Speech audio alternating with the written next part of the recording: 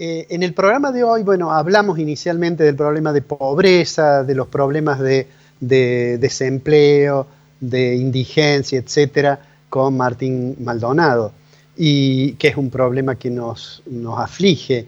Y después escuchamos las observaciones del doctor Oscar Atienza sobre el tema de la pandemia. Son dos temas realmente que son una preocupación constante, creo yo, de todos los argentinos. Hay otro tema, un tema que sin lugar a dudas afecta a los niveles de pobreza y afecta también a las posibilidades de lucha contra la difusión del virus, que es el problema de la inestabilidad de la economía argentina, ¿no? Y es el problema de la inflación. Antes de entrar específicamente en el tema, permítanme que les comente que hace algunas horas el Fondo Monetario Internacional en los Estados Unidos presentó sus nuevas proyecciones. Allí hay una buena noticia para Argentina. El fondo cree que Argentina va a crecer 5,8% en este año, el Producto Interno Bruto, es decir, algo muy parecido al crecimiento promedio del mundo, que va a ser 6%. En América Latina va a haber países que van a crecer más, pero digo, parecería ser una buena noticia. El ministro Guzmán ha dicho que cree que Argentina va a crecer 7%. Pero bueno, hay situaciones de la economía que atentan contra esas posibilidades. Y una de esas situaciones es la inestabilidad que hay en la economía argentina, es decir, el problema de la inflación.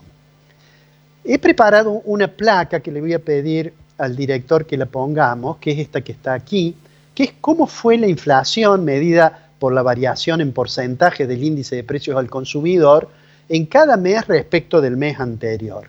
He señalado ahí 3 puntos que son septiembre del 18, septiembre del 19 y febrero del 2021.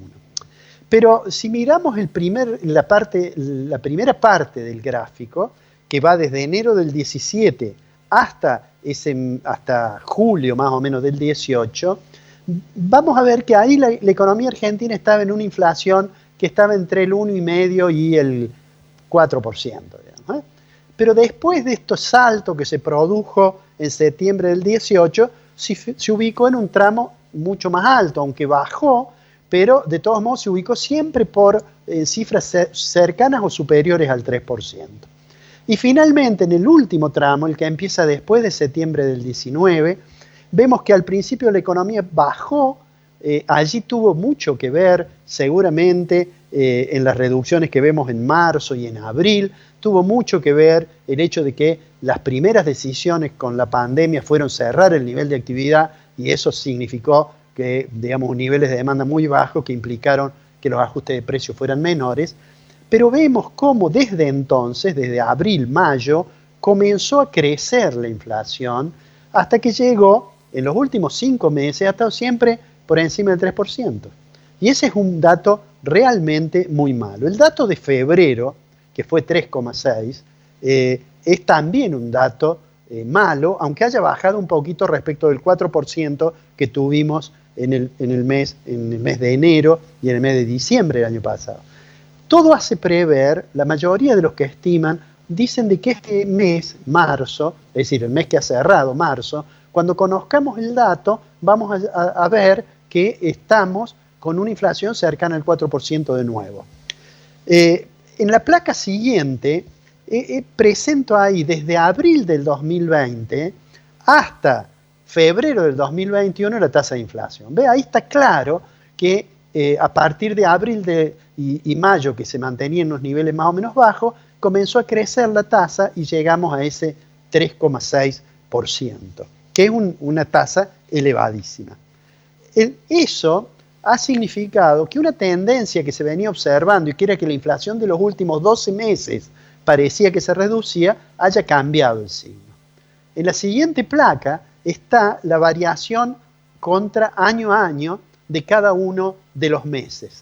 Esa placa, que es tomada directamente del informe de INDEC, ustedes ven allí que parecía que bajaba 48% en marzo del año pasado, 45, 43, así, hasta llegar en noviembre a un mínimo de 35,8, y a partir de allí tenemos diciembre, enero y febrero que aumenta nuevamente y estamos de nuevo en el 40% de inflación. Y que seguramente, si este mes efectivamente se confirma que es 3,5 o 4%, va a seguir aumentando.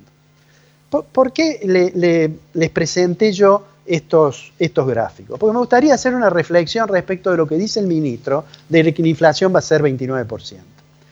En primer lugar, digo, hay que ser benevolente con esa declaración. El ministro no puede decir otra cosa, tiene que decir que el plan que está en funcionamiento, que él cree que va a lograr bajar la inflación al 29%, está dando algún resultado. Pero fíjense si hacemos unos números relativamente sencillos. Si marzo del 2021 llega a ser la inflación, no digamos 4%, digamos 3,5%. Digamos 3,5%. Como para decir que baja un 0,1% menos de lo que fue el mes de febrero. Si llega a ser 3,5% la inflación de marzo y el gobierno lograra bajar a 2,5% la inflación de los meses que van de abril a diciembre, es decir, marzo con el 3,5%, los datos de enero y febrero son los que tenemos, y logra ubicarlo en el 2,5% por mes, a fin de año la inflación va a ser 40%, muy alejado del 29%. Es más, si lograra estabilizarla solo en el 3%, que es una tasa muy alta, entonces la inflación llegaría al 45%. Estas cifras son disparatadas, y no sé si son disparatadas, pero están en la expectativa de los agentes económicos. Fíjense que el relevamiento de expectativas de mercado, que es un relevamiento que hace el Banco Central de la República Argentina, consultando a distintos institutos de investigación, consultores, economistas, etc., cuando uno se fija en el último REM, el relevamiento de expectativa de mercado, la inflación esperada es 48%, 48,1%. ¿Qué quiere decir eso? Que estamos muy lejos de cumplir con esa meta. Porque para cumplir con la meta del ministro, digámoslo, que ojalá se pudiera concretar, en realidad, si en marzo es 3,5%, para que en todo el año no superara el 29%, debería estar todos los meses a nivel de 1,6% la inflación. Un nivel que parece un poco lejano. ¿Por qué parece un poco lejano? Bueno, porque este proceso inflacionario, que parece que no lo han logrado frenar anclando el tipo de cambio, es decir, atrasando el dólar, tiene algunos elementos que el gobierno no controla. Es cierto que el incremento de precios de los commodities, en particular de la soja, influye de alguna manera en el nivel de precios domésticos. También es cierto que existe el riesgo de que la pandemia obligue a hacer ciertos cierres y a volver a tener el Estado que hacer erogaciones para, digamos, morigerar el impacto sobre el sector privado. Pero eso obviamente implica más déficit. Si la segunda ola efectivamente tiene un impacto que obliga a cerrar más la economía, bueno, el gobierno se va a ver enfrentado a la necesidad de no poder evitar aumentar su gasto público. Por otro lado, si uno mira el dato de emisión monetaria, el gobierno ha tratado de mantenerlo más o menos controlado. De hecho, más o menos en el 31% es el aumento que ha tenido la base monetaria. Ahora, si uno suma lo que hay en LELIQ, ¿recuerdan ese título que el presidente Fernández pensaba que iba a reducir su cantidad porque con lo que se pagaba de intereses se iban a mejorar los jubilados? Bueno, todo eso antes de la pandemia. Si uno suma el monto que hay en LELIQ con el monto que hay de pases pasivos, es decir, dinero que toma el Banco Central, eso el Banco Central lo hace para reducir la cantidad de dinero de la economía, para controlar un poco la cantidad de dinero de la economía, entonces coloca LELIQ o hace pases pasivos. Esa suma es de 3 billones de pesos, es más que la base monetaria. El Banco Central tiene que pagar entre aproximadamente 78.000 o 80.000 millones de pesos de intereses mensuales. Bueno, todo eso atenta contra el objetivo del ministro de lograr esta reducción de la tasa de inflación. ¿Cuáles son las chances de que eso ocurra?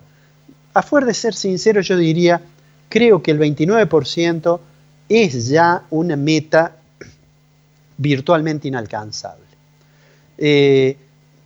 Además, existen otros interrogantes, y uno de ellos es cómo va a resolver finalmente Argentina el tema de su sector externo.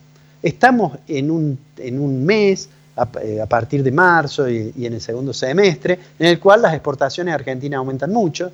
De hecho, aumenta el precio, además ha aumentado mucho el precio de la soja. Todo eso son buenas noticias, pero el problema es que Argentina tiene obligaciones externas muy fuertes. Lo dijimos el programa pasado, decir que no hay plata para pagar al fondo no es decir nada nuevo, no por los vencimientos de este año, sino por los vencimientos del año que viene y del siguiente, que son casi 20.000 millones de dólares cada año. Entonces, me parece que el objetivo inmediato del gobierno, que es, utilizando las palabras del ministro Guzmán, tranquilizar la economía, exige cerrar también ese problema del sector externo. Y para eso, nos guste o no nos guste, el gobierno deberá lograr un acuerdo con el Fondo Monetario Internacional y a partir de allí podrá seguramente lograr un acuerdo con el Club de París. ¿Cuánto tiempo existe para eso?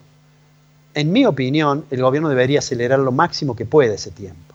Aunque todos sabemos de que la negociación es difícil porque por boca del ministro Guzmán y de técnicos del fondo sabemos que la intención de tratar de ir a un programa de facilidades extendidas, donde el plazo de repago sea de 20 años, es algo que no está en los parámetros habituales del fondo. De manera tal que la negociación va a ser bastante compleja. Mientras tanto, la incertidumbre que hay en la economía argentina claramente no contribuye a mejorar las expectativas. Cierro con esto. El gobierno me parece que tiene como objetivo casi exclusivo en materia económica tratar de llegar a las elecciones con una situación, usando la palabra de Martín Guzmán, de tranquilidad. Si lo va a lograr o no, no lo podemos saber hoy. Lo que sí sabemos que esa no va a ser finalmente la solución de los problemas estructurales que tiene la economía argentina.